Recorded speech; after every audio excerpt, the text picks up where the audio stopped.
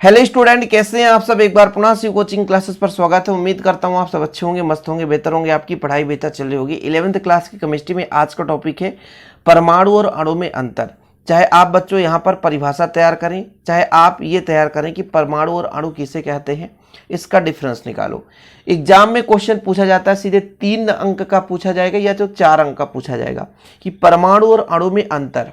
चलिए शुरू करते हैं बच्चों। सबसे पहले हम परमाणु के बारे में बात करेंगे, जो कि आप 9th क्लास से पढ़ते आ रहे हैं। और लोगों के मन में हमेशा कंफ्यूजन होता है कि जो अणु शब्द है ना, ये शब्द में आपका दो, यहाँ पर देख सकते हैं, 2 वर्णों से मिलकर बना है, और जबकि आपका परमाणु है वो 4 वर्ण से मिलकर बना हुआ है। तो इससे ये अर्थ निकलता है कि जो यहाँ पर अणु यदि छोटा है तो इसका मान छोटा होगा, और परमाणु बड़ा है तो ये बड़ा भाग है। जबकि ऐसा नहीं होता बच्चों, परमाणु अणु से छोटा होता है और अणु जो है परमाणु से बड़ा होता है। देखिए, मैं आपको किसी यौगिक को लेकर चलता हूं। जैसे मेरे पास बच्चों यहाँ पर O2 है, ये आपका O2 है, इसे हम बोलेंगे अणु। इसे बोलेंगे क्या बच्चों? अणु। और फिर इसको जब तोड़ेंगे तो आपका ऑक्सीजन, यानी 2 ऑक्सीजन परमाणु मिलकर के एक अणु का निर्माण करते हैं। तो ये अणु बड़ा कहलाया और आपका परमाणु छोटा कहलाया। मतलब किसी भी तत्व का वह छोटा से छोटा कण, ठीक है, मतलब सबसे सूक्ष्मतम कण जो रासायनिक अभिक्रिया में भाग लेता है वह अविनाशी है, मतलब नष्ट नहीं होता, ठीक है, और स्वतंत्र अवस्था में नहीं पाया जाता, परमाणु कहलाता है। स्वतंत्र अवस्था में कैसे नहीं पाया जाता बच्चों? जैसे मैं बात करता हूं H2 की, हाइड्रोजन की बात करता हूं। यदि हाइड्रोजन की मैं बात करूं तो हाइड्रोजन हमेशा H2 के रूप में पाया जाएगा। H2 के रूप में मतलब हाइड्रोजन के 2 परमाणु यहाँ पर है। कितने परमाणु बच्चों? 2 परमाणु। यदि मैं आपसे कह दूं कि नवजात हाइड्रोजन कहीं मिलेगा तो ये इस अवस्था में नहीं पाया जाता। इसलिए कहते हैं कि जो हमारा परमाणु होता है कभी स्वतंत्र अवस्था में नहीं होता, ये किसी न किसी से संयुक्त अवस्था में होता है। जैसे मैं HCl की बात करता हूँ, यहाँ पे आपका हाइड्रोजन परमाणु है और यहाँ पर आपका क्लोरीन परमाणु है। यहाँ पर आप देख सकते हो ये स्वतंत्र अवस्था में नहीं है, बल्कि एक अणु के रूप में है, एक यौगिक के रूप में है। तो जो आपका परमाणु होता है वो कभी भी स्वतंत्र अवस्था में नहीं पाया जाता, याद रखिए। और H2 आपका हो गया अणु, जो परमाणुओं से मिलकर बना है, तो ये आपका स्वतंत्र अवस्था में पाया जाता है। ये आपका सूक्ष्मतम कण ही है, ऐसा नहीं है, लेकिन इसका स्वतंत्र अस्तित्व होता है, जबकि परमाणु का स्वतंत्र अस्तित्व तो नहीं होता। ये किसी न किसी से संयोग करके या स्वयं के अणुओं के साथ संयुक्त होकर के स्थायी रूप से रहता है। ठीक है बच्चों, तो परमाणु का मतलब क्या हुआ कि किसी भी तत्व का वह सूक्ष्मतम कण जिसे हम विभाजित नहीं कर सकते, सबसे सूक्ष्मतम कण, ठीक है, और रासायनिक अभिक्रिया में भाग लेता है, उसे हम परमाणु कहते हैं। लेकिन अणु क्या हो जाता है? थोड़ा सा उसका बड़ा रूप है कि पदार्थ का सूक्ष्मतम कण है, लेकिन इसका स्वतंत्र अस्तित्व होता है, स्वतंत्र अवस्था में होता है, ठीक है। और ये कहीं ना कहीं परमाणु के रूप में टूटता है। यानी अणु का विभाजन हो सकता है, अणु टूट सकता है, लेकिन परमाणु नहीं टूटता है। अणु टूटता है तो परमाणु बनता है बच्चों। तो ये आपका हो गया शाब्दिक रूप से परिभाषा। अब इसका मेन रूप से डिफरेंस हम देखेंगे, और डिफरेंस ही क्वेश्चन जो एग्जाम में पूछा जाता है कि परमाणु और अणु में अंतर। सबसे पहला डिफरेंस तो बच्चों आप लोगों को परिभाषा तैयार करना है कि किसी तत्व का सूक्ष्मतम कण जो स्वतंत्र अवस्था में नहीं रह सकता, अर्थात उसे हम विभाजित नहीं कर सकते, वो आपका परमाणु कहलाता है। और किसी पदार्थ का सूक्ष्मतम कण जो स्वतंत्र अवस्था में रहता है और जिसे विभाजित कर सकते हैं, वो आपका अणु कहलाता है। क्या कहलाता है? अणु कहलाता है। एग्जाम्पल के रूप में मैंने आपको समझाई दिया कि मान लीजिए आपका परमाणु हाइड्रोजन है, ठीक है, परमाणु क्या है? हाइड्रोजन है, ठीक है, H है। इसका जब अणु मैं कहूंगा कि अणु रूप बताओ, तो ये आपस में बच्चों 2 परमाणु मिलकर के H2 बना देते हैं।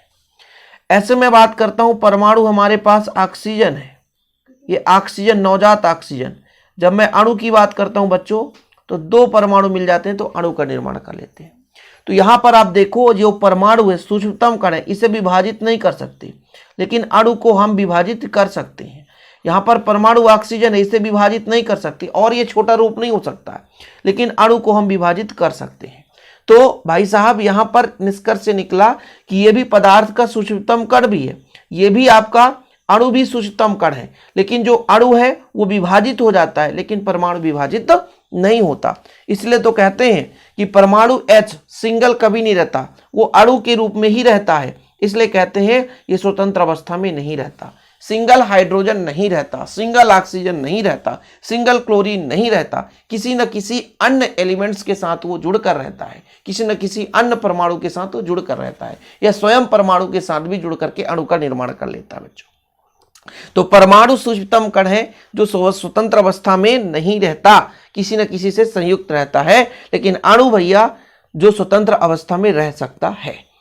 अगला नंबर जो है, परमाणु जो है रासायनिक क्रिया में भाग लेता है। परमाणु जो है रासायनिक क्रिया में भाग लेता है, लेकिन अणु रासायनिक क्रिया में भाग नहीं लेता। जैसे मैं आपसे कह दूं कि डायरेक्ट, जैसे मान लीजिए H2 है और यहां पर आपका O2 है, तो ये डायरेक्ट H2O2 नहीं बन सकता, कभी नहीं बन सकता, कभी बन ही नहीं सकता, डायरेक्ट नहीं बन जाता। कब तक नहीं बनेगा बच्चों? जब तक ये टूटे ना। ये हाइड्रोजन आपस में ये टूटेंगे, ऑक्सीजन आपस में टूटेंगे, इसके बाद ये संयोग करेंगे। परमाणु का परमाणु से संयोग होता है तभी किसी अन्य यौगिक का निर्माण होता है। कभी ऐसा नहीं होता है कि अणु और अणु आपस में मिलकर के यौगिक का निर्माण कर दें। इसलिए कहा जाता है कि जब भी रासायनिक अभिक्रिया होती है बच्चों, तो परमाणु के रूप में कोई भी एक यौगिक है हमारे पास, वो पहले परमाणु के रूप में टूटता है। जैसे NaCl की जब बात आती है तो NaCl में दो परमाणु, एक सोडियम एक क्लोरीन, ये जब टूटता है तो Na पॉजिटिव और Cl निगेटिव में बदलता है, यानी ये परमाणु के रूप में हो जाता है। इसलिए तो कहा जाता है कि परमाणु रासायनिक क्रिया में भाग लेते हैं, मतलब रासायनिक क्रिया संपन्न कराने में मदद करते हैं, लेकिन अणु रासायनिक क्रिया संपन्न कराने में मदद नहीं करता। यदि मैं कह देता कि आपका NaCl डायरेक्ट क्रिया करता है तो कभी नहीं करता, जबकि ये परमाणुओं में नहीं टूट जाता। HCl बच्चों जब टूटेगा तो H पॉजिटिव और Cl निगेटिव बनाता है। अब आप कहोगे डायरेक्ट कोई HCl कहीं पे जुड़ जाए, तो ऐसा संभव नहीं है। इसलिए कहा जाता है कि जो हमारा परमाणु है वो रासायनिक क्रिया में भाग लेते हैं, लेकिन अणु रासायनिक क्रिया में भाग नहीं लेते हैं। ठीक है।